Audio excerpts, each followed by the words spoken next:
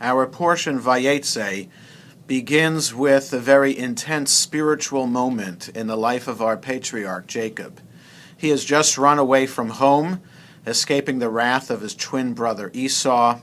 and Jacob possibly feels a variety of emotions: guilt over having deceived his father and deceived his brother into winning the blessing,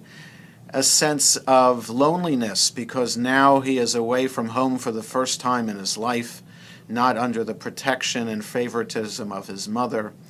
and anxious about visiting and being with relatives who, according to the Torah, he has never met before, relatives far away in northern Syria. And so in the middle of nowhere, Jacob goes to sleep at night on a rock as a pillow,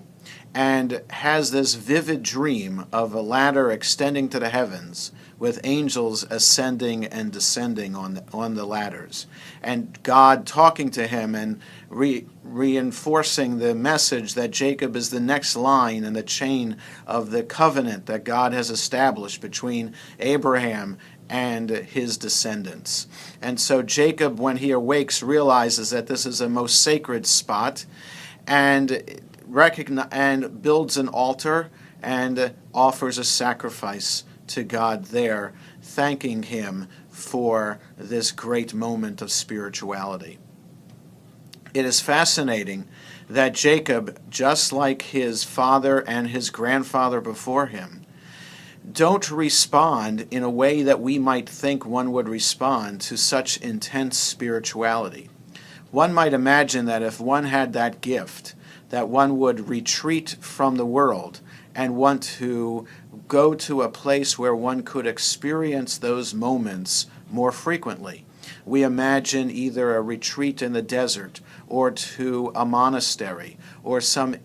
other place in which intense moments of spirituality can be found. But instead, Abraham, Isaac, and Jacob go on with their lives, and in some ways even still maintain flaws in their character. And so I think the Torah is trying to teach us that Abraham, Isaac, and Jacob had these moments of intense connection with God, and it did change them in some way, enabled them to be great people and leaders, yet still flaws in their character. And I think it allows us to understand that we too can achieve that greatness. We don't have to think that spirituality can be found someplace far away, but spirituality can be found if only we search for it and therefore experience meaning in our lives as well. Shabbat Shalom.